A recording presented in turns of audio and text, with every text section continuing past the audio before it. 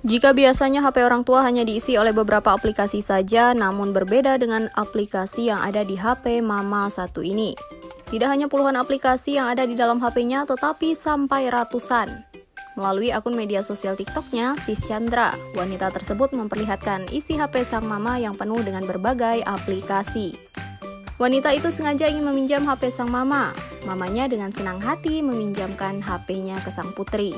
Wanita ini kemudian menunjukkan ratusan aplikasi di HP mamanya yang dikelompokkan dalam beberapa folder. Pinjam HP?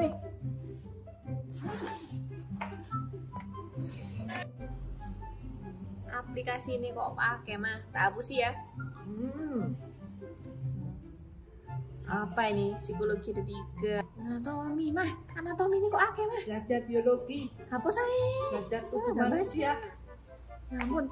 Saga, manajemen keuangan. Supaya Filsafat.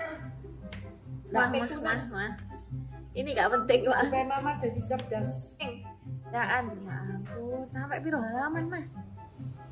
Tak terhingga. Permainan ini dimain mata. Wah, Iya. kayak gini gak mungkin dimain.